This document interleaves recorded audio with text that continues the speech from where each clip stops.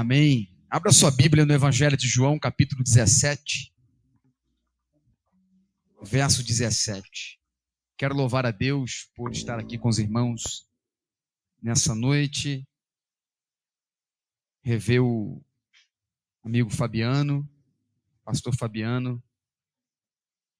Deus seja louvado na sua vida, no seu ministério, nessa igreja. Que Deus traga prosperidade, traga graça e avivamento a cada dia e crescimento para essa obra. Amém. Pastor Fabiano já nos apresentou, pastor Saulo ali da Metodista Sal da Terra, fica aqui em Boa Vista. Estamos ali já há algum tempo fazendo a obra de Deus, pregando o Evangelho, ensinando a palavra do Senhor. Amém? E aprove a Deus estarmos aqui conosco nessa noite. E quero trazer uma palavra aos irmãos do Evangelho de João, capítulo 17, verso de número 17. Todos acharam, irmãos? Evangelho de João, capítulo 17, verso de número 17. Diz assim: santifica-os na verdade, a tua palavra é a verdade.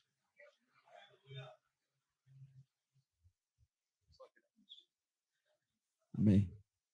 Santifica-os na verdade, a tua palavra é a verdade. Amém? Amém.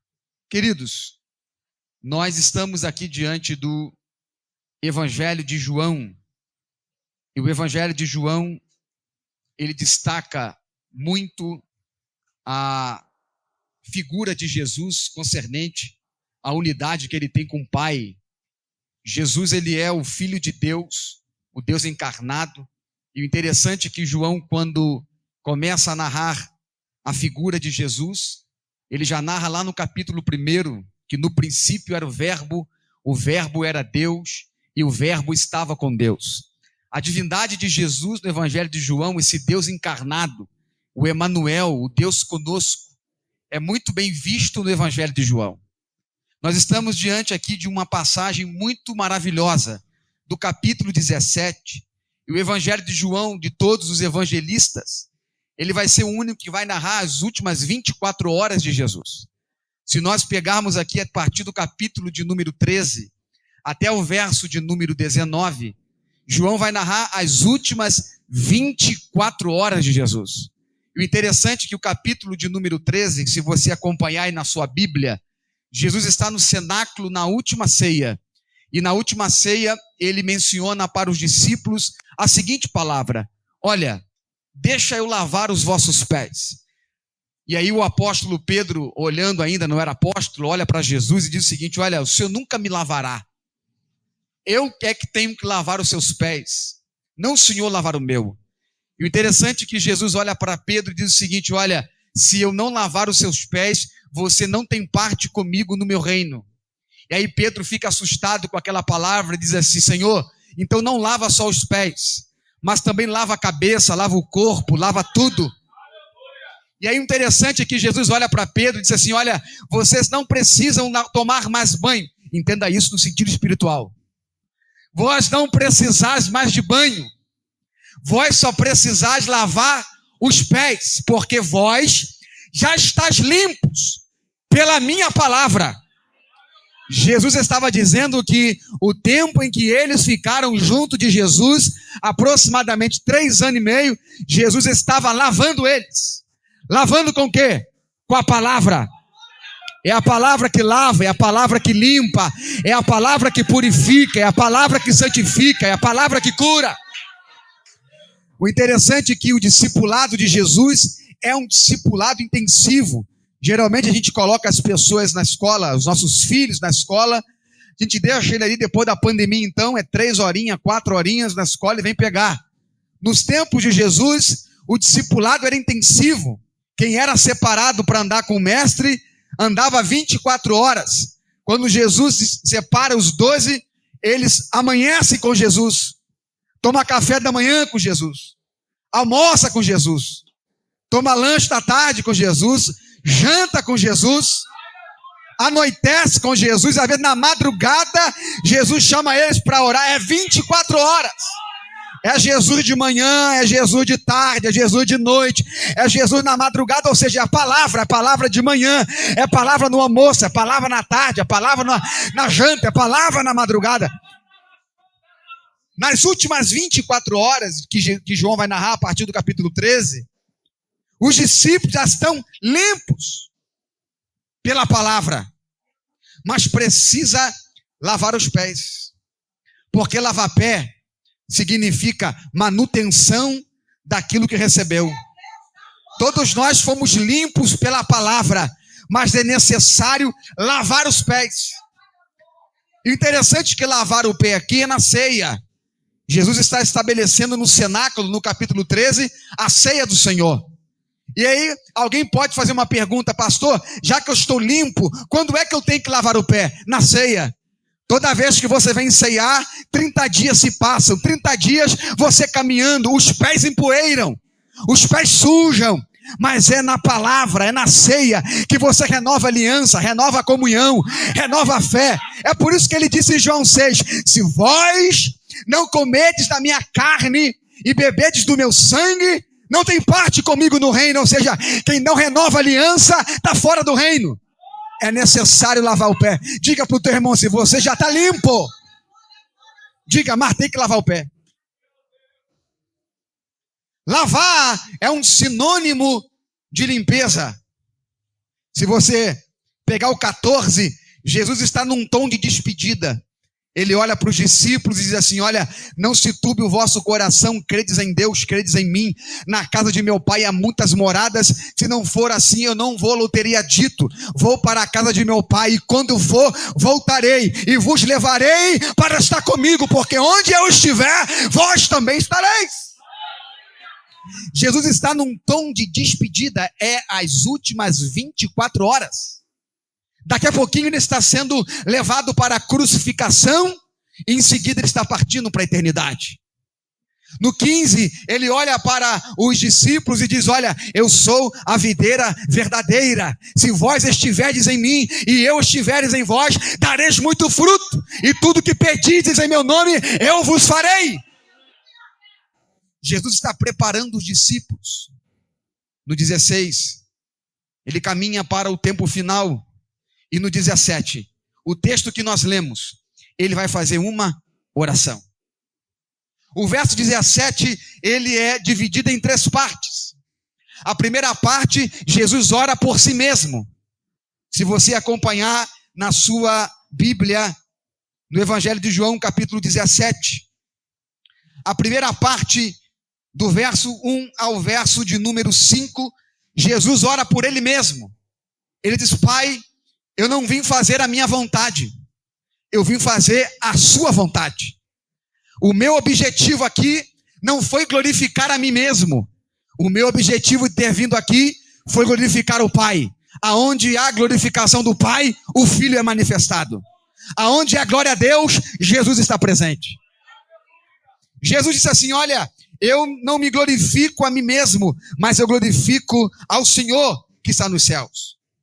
A segunda parte da oração de Jesus, ele vai orar pelos seus próprios discípulos. Ele ora por aqueles que viveram com ele 3 anos e meio e agora eles estão sentindo a partida de Jesus. Houve um laço de amizade ali. 3 anos e meio andando com Jesus, como acabei de falar para vocês, de manhã, de tarde, de noite, de madrugada. Os discípulos agora estão se sentindo praticamente como se ficassem abandonados. É por isso que Jesus olha para eles e diz assim: olha, eu não vos deixarei órfãos, fica em paz, eu vos enviarei um outro consolador. Se eu não for, ele não virá. O fato de Jesus estar partindo não significa que ele está deixando os seus discípulos abandonados ao Espírito Santo, ao Espírito da graça. Assim como Jesus glorificou o Pai, o Espírito Santo glorifica o Filho. É uma união da Trindade. Enquanto o Filho glorifica o Pai, o Espírito glorifica o Filho. Aonde há a glorificação de Cristo, ali é o Espírito Santo. O Espírito Santo foi dado à igreja para que não ficássemos órfãos. E aí Jesus orando pelos discípulos, ele está dizendo: Pai, ajuda-os nesse mundo, porque esse mundo, assim como me odiou, também odiarão a eles. Os discípulos estão sendo deixados no mundo, e se você ler o verso de número 16, do mesmo capítulo que nós lemos, Jesus diz o seguinte: Pai, eles não são do mundo, como eu também não sou. Há uma unidade entre Jesus e aquele que o seguem. Não há diferença. E eu vou fazer uma pergunta para vocês, vocês são inteligentes, vocês vão saber. Tem como viver um corpo sem a cabeça vive? Quem olha para o corpo sem cabeça é zumbi. Até o zumbi precisa da cabeça, né? Corpo sem cabeça não tem vida.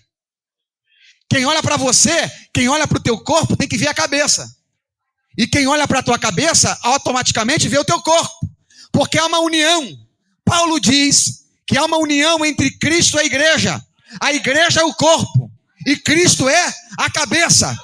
Pastor, o que o senhor quer tentar dizer agora, 10 para 11 da noite? Quem olha para você tem que ver Cristo. Quem olha para Cristo vê você. Assim como a cabeça não anda sem o corpo, a igreja não anda sem Cristo. Cristo não anda sem a igreja. Eles têm uma unidade. Então quem olha para a tua vida, quem olha para a tua casa, quem olha para a tua família, se você tem unidade com Cristo, quem olha para você vê Jesus. É por isso que Jesus olha para o Pai na oração e diz: Pai, eu não sou do mundo, como eles também não são.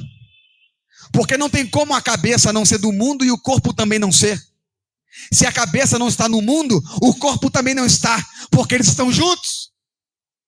Então Jesus coloca eles na oração. Olha, Pai, ajuda eles, porque eu estou partindo, mas o mundo odiou a mim e também vai odiar eles. Se tem algo bem forte que espera a igreja nesse mundo, e aí deixa eu falar algo para vocês aqui: não espere que o mundo ame vocês. O amor de Deus, sim. Diga assim: o amor de Deus te abraça. Diga: o amor de Deus te alcançou. Diga: o amor de Deus te buscou. O amor de Deus te salvou. O amor de Deus te sustenta. O amor de Deus te dá graça. O amor de Deus te dá ousadia. O amor de Deus é grande. Mas o mundo não vos ama. O mundo vos odeia. Quem espera que o mundo vos ame, só anda de cabeça baixa. Quem espera que o mundo vos ame, só anda derrotado. Porque o mundo não vos ama. E tem que ser assim. Jesus disse: ele não me amou, também não amará vocês. Porque quem não ama a cabeça, não ama o corpo. Assim, quem não amou a Cristo, também não amou você. Não espere que o mundo vos ame. Então Jesus está orando para os discípulos: Pai, eles não são do mundo, como eu também não sou. Você pode olhar para uma pessoa e dizer para ele assim: você está aqui, mas não é daqui. Eu estou pregando para gente que está aqui, mas não é daqui. Jesus está orando pelos discípulos, e o que me chama a atenção aqui é que Jesus vai orar pela terceira vez, porque a primeira parte da oração ele ora por si mesmo. A segunda ele ora pelos discípulos. E a terceira ele ora por mim e por você. Como pastor? Ele diz assim: Pai, eu também oro por aqueles que ainda crerão. Alabaxorabará, sério. Alabaxuriá, sério. Alabai. Calamantúria. Quando ele diz: Pai, eu também oro por aqueles que ainda crerão, você já estava na oração de Jesus. O Pai já incluiu você na oração. Talvez você olhe e diz assim: Senhor, eu estou sozinho. Não, há uma oração na eternidade. Cristo já orou por você há 2000 anos atrás. Quando o Satanás se levanta para tentar te derrubar, você abre a palavra e diz assim: olha, tem uma oração sobre mim, do Filho de Deus, há 2000 anos. Ele orou. Há uma oração. E como é que eu sei que essa oração está de pé? Porque quem orou foi o Filho de Deus, ele é eterno. Ele é o verbo encarnado. Lembre-se que João 1, ele diz: olha, tudo que foi feito por ele, e nada do que foi feito sem ele se fez. Ou seja, tudo que existe está debaixo da palavra do verbo encarnado. Então a palavra encarnada orou por você. Tem uma oração de Jesus para a tua vida. E a oração que ele ora é a seguinte: Pai, sustenta eles nesse mundo, porque este mundo odeia.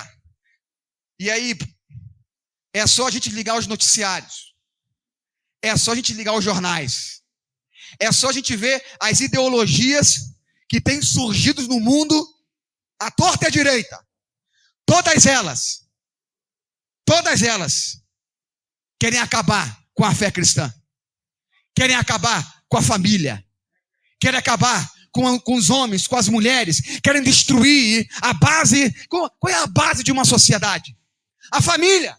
Uma família destruída é uma sociedade destruída. Tudo começa em casa.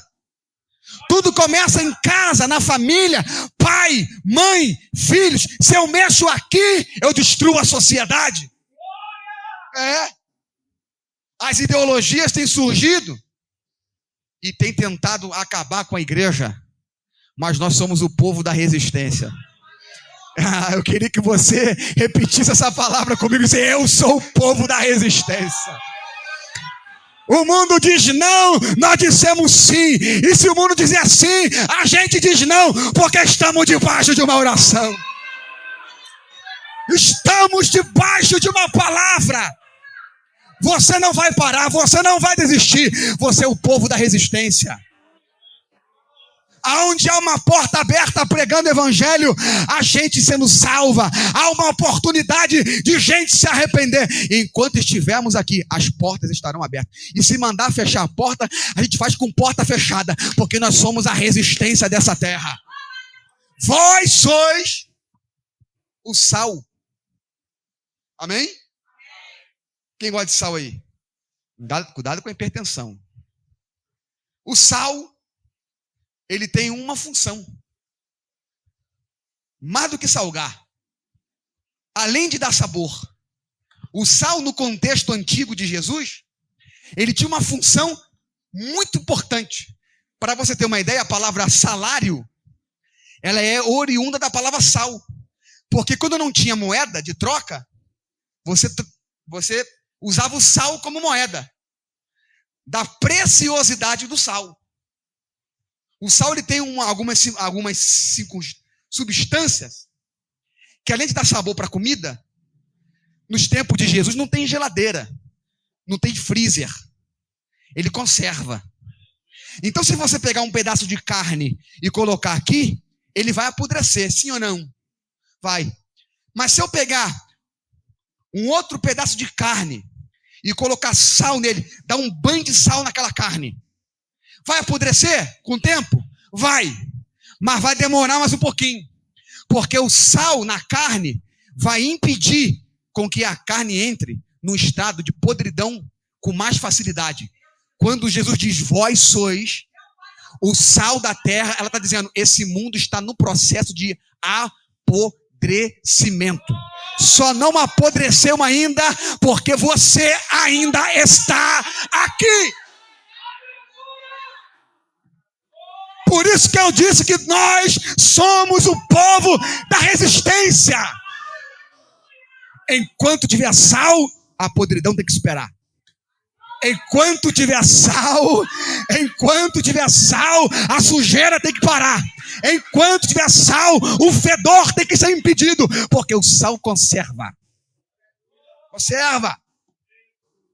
Jesus está dizendo: Pai, ajuda essa galera aí, porque o mundo odeia eles. E ele vai fazer um pedido de oração que vai atingir tanto a nós quanto os discípulos. No verso 17 na sua Bíblia que nós lemos, ele vai dizer que existe um segredo. Ele vai dizer: Pai, vou lhe fazer um pedido.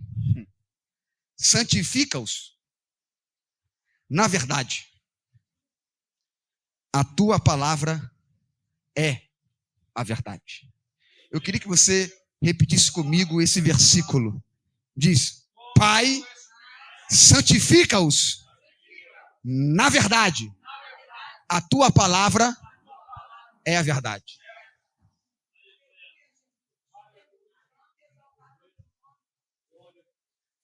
Esta palavra santificação é uma palavra muito usada nas epístolas paulinas, a carta de Paulo aos Romanos.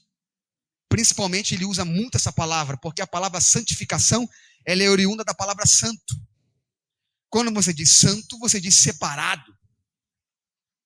Quando você diz santificação, você diz um estado de separação.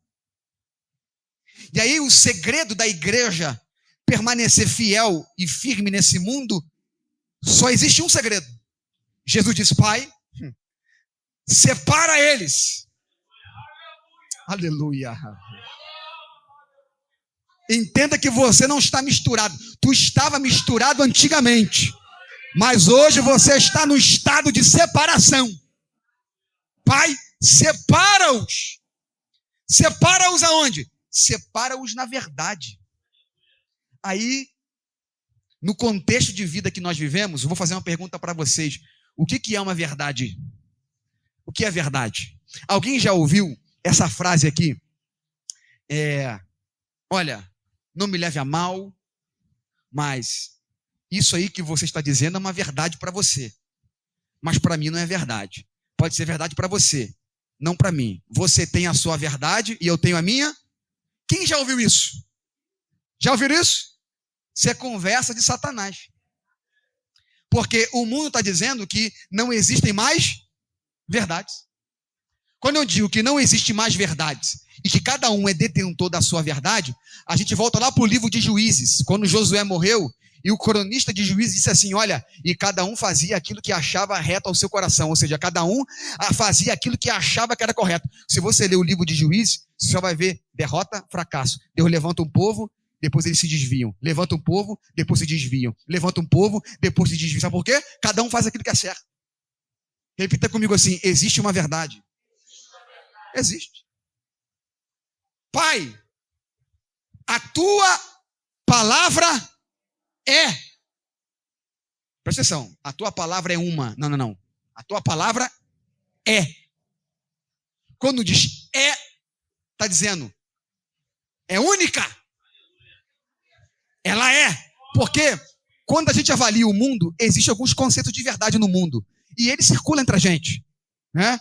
Por exemplo, tem um modelo de verdade que é a verdade latina. Não é o latino cantor não, tá? É a verdade latina, que é a verdade de veredito, né? Dentro do contexto de julgamento, né? Por exemplo, o que é verdade para um juiz? Aquilo que pode provar. Diz assim: olha, entraram na minha casa, roubaram minha bicicleta e roubaram mais uma coisa lá na minha casa. Chega diante do juiz e fala assim: olha, meu vizinho, mesmo que você saiba que foi, ó, entraram na minha casa, roubaram minha bicicleta, pegaram uma coisa lá minha lá, o juiz vai olhar para você e vai falar o quê? Me prova. Se você não provar, não é? Ou seja, o que é verdade dentro desse contexto? Verdade só é verdade se pode provar. Se pode provar, é verdade. Se não pode, é mentira. Mesmo sendo uma verdade, se você não provar, não é verdade. O juiz só vai querer entender que é verdade se provar. E esse é um contexto de verdade que temos no mundo. Quantas pessoas você vai falar algo para ele, ele vai olhar para você e fala assim: me prova isso aí que você está falando. O segundo contexto de verdade é grego. Só é verdade aquilo que eu vejo. Se eu vejo, se eu tocar, é verdade. A gente tem um cara na Bíblia chamado Tomé, que tem esse contexto de verdade na vida dele. O Senhor, os discípulos olham para Tomé e dizem assim, olha, o mestre ressuscitou, esteve aqui com a gente e falou com a gente. Tomé olha e fala assim, se eu não ver, se eu não tocar, não é verdade. Aí Jesus aparece para ele e diz assim, Tomé, toca aqui. Aí ele toca e diz assim, Senhor meu, Deus meu, agora eu creio. O Senhor olha para ele e diz assim, porque viste e creste, bem-aventurado aqueles que não viram, aqueles que não tocaram, mas creram.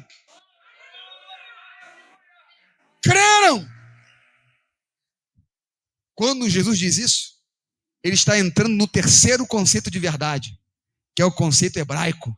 Ou seja, o que é verdade para um hebreu? Aquilo que é, ou aquilo que sai da boca de Deus. Isso é verdade. Pastor, mas tem que ter prova. Não precisa. Se Deus disse, é verdade. Mas eu preciso ver isso que Deus falou. Não precisa. Se Deus disse, é verdade. Por que Abraão é o pai da fé? Abraão sai de uma terra, da sua parentela, e vai para uma que eu ainda te mostrarei. Ele não viu. Você não vê Abraão dizendo assim, olha, me prova que tem uma terra para eu poder sair. Você não vê. Deixa eu ver a terra primeiro para eu poder sair. Não. Abraão levanta acampamento, ele sai sem pedir prova, sem ver, porque a palavra de Deus para Abraão é verdade. Diga para o teu irmão assim, se você tem palavra de Deus, você tem verdade. Verdade. O problema é quando a gente quer trazer os conceitos de verdade para se relacionar com Deus. Com Deus, você não precisa de prova e nem ver. Não, se Deus liberou uma palavra para você, para tua casa, para tua família, primeiro você crê, depois você vê. Abraão saiu primeiro, para depois ver a terra. Ou seja, verdade. Pai, santifica-os na verdade. Então existe algo que separa a gente. É a palavra. Ele diz, olha, a tua palavra é verdade. Ele definiu. Então o que é que santifica a igreja? Não é conversinha A, conversinha de B. O que santifica a gente é a palavra. Ela é a verdade. Nós só temos mudança de vida e de caráter se a gente entrar em contato com a palavra. Você pode rodar para A, você pode rodar para B, você pode ir aqui e acolá. Se você não tiver contato genuíno com a palavra, a tua vida não muda, a tua vida fica a mesma.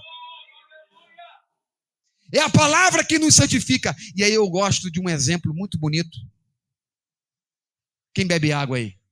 Falando nisso, não. Está aqui? Está aqui embaixo aqui. Isso.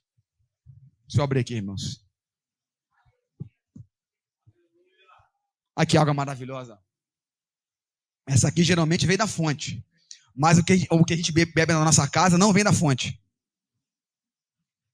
Ela até vem. Mas ela vem de uma fonte que não é muito limpa. Se nós observarmos a água que a gente bebe na nossa casa, se a gente for ver da onde ela vem, você fala, eu bebo essa água? Lembra aí, se eu não me engano, foi ano passado, no Rio de Janeiro, estava tendo aquela crise de água, que a água estava saindo barrenta. Quem lembra disso? Lá no Rio Guandu. Já viu o Rio Guandu? Como é que é no Rio?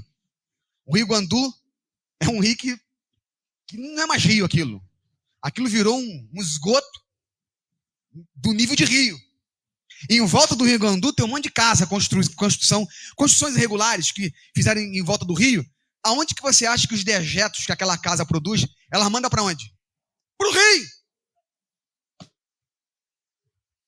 Água suja. É essa água que vem para a tua casa. E quando você abre, ela está branquinha. Porque ela passa por um processo de santificação. Como, pai? Existe uma máquina lá chamada a máquina de purificação da água, as usinas. A primeira parte que a água passa, tem uma máquina, e a água passa e fica uma espuma. Já viu aquela espuma que brota meio marronzada? Aquilo se chama churume. Churume é a parte ruim da água, porque quando a máquina quer a água, ela não quer a sujeira. A sujeira fica no primeiro estágio. Então, quando a usina pega a água, ela quer a água, ela não quer a sujeira. Repita comigo assim: a água que é importante. Diga, a sujeira fica para trás. Tá ficando ligado, tá entendendo? A água, ela passa pela máquina e você vê lá o churume. Aquele churume fica para trás, mas a água passa. Alguém fala assim: a água tá boa. Não, tá não. O churume ficou, mas a água ainda está imprópria para uso. Vai para onde? Para o segundo estágio. Bota dentro dos tonéis que tem lá e toma ele produto. E toma ele cloro, né? E passa mais um. E passa mais outro. Aí a água vai clareando, né?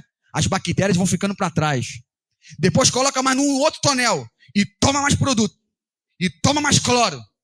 Aí ela entra num estado, quando você olha assim, tá clarinha, branquinha, bota no tubo e vem para tua casa. Aí você abre a torneira assim, ó, branquinha, branquinha. Mas você bebe aquela água que sai na torneira da tua casa? Você bebe ela? Não, você não bebe. Porque ela tem que passar por um outro filtro. Ninguém bebe água sem passar pelo filtro. Geralmente, antigamente era filtro do barro, né? Filtro de barro. Hoje tem aqueles filtros que já colocam na torneira, né? Tem uma torneira e tem um filtro aqui. Ela tá na caixa. Ela até serve para tomar banho.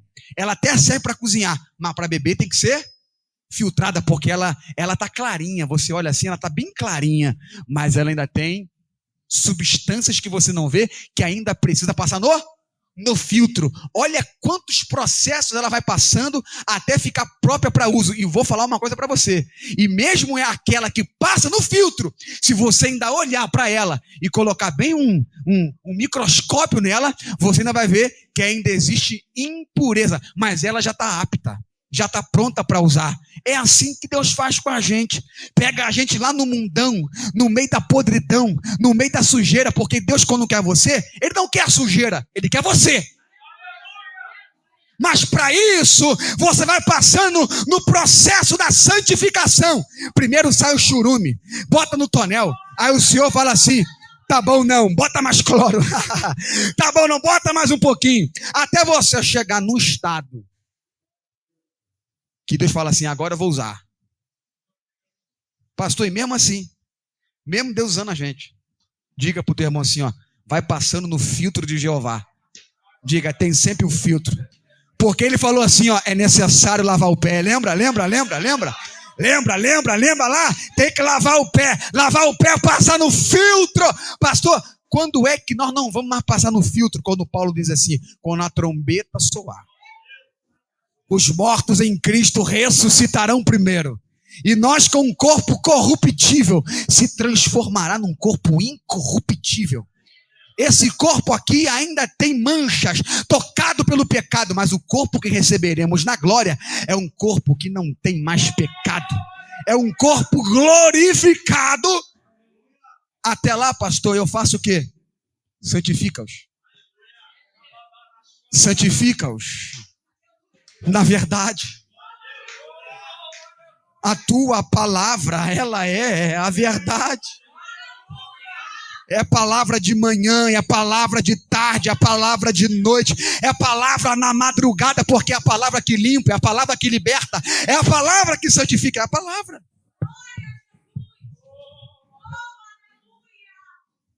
Então Jesus liberou uma palavra para nós, dizendo: vocês não estão sozinhos. O meu espírito capacita vocês. O mundo odeia vocês, mas o meu espírito ama vocês. E o meu espírito está interessado em você e não na sujeira. Então é por isso que ele te limpa.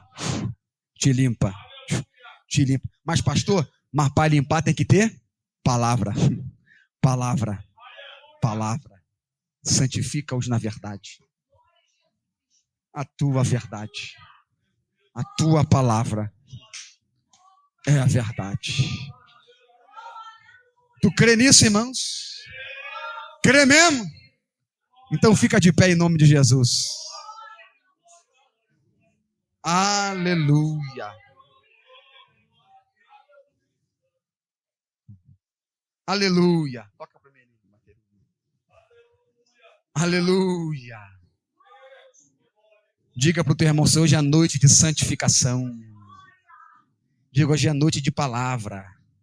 Aleluia. Aleluia.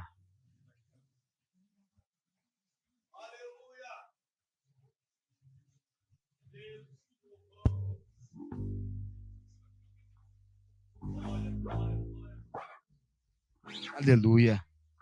Eu quero orar por você, irmãos, nessa noite. Você que está me ouvindo aqui nessa noite. Nós estamos num mundo em que o Senhor está nos preparando para nos arrancar desse mundo. Diga para o teu irmão, se você não é daqui, diga, ele está te preparando para te arrancar daqui. Isso. É. E como é que ele te prepara? Te santificando. Todo dia. Todo dia. Coloca a mão sobre o teu coração.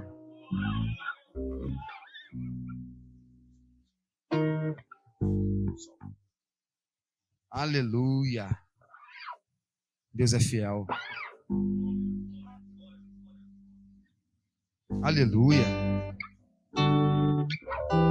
Aleluia. Pai, em nome de Jesus, aqui há um povo reunido. São 11h15 da noite, 23 horas e 15 minutos. Eles não estão aqui brincando, vieram aqui porque creem no teu nome. Vieram buscar a tua face, vieram te buscar na madrugada. A tua palavra foi pregada. Alguns irmãos deixaram aqui, oh Deus, as suas mensagens que contribuiu para o crescimento dos irmãos. Oh Pai, eu te peço agora, libere uma unção sobre esse lugar. Traz uma graça sobre a vida dos irmãos que estão aqui nessa noite. A noite deles não foi em vão aqui, porque o Senhor está aqui. Porque a tua palavra nos santifica, a tua palavra nos liberta, a tua palavra nos dá graça. Oh Deus, nós te glorificamos nessa noite, te pedimos, fique conosco, em nome de Jesus. Amém. Aleluia. Aleluia. Aleluia. Aleluia.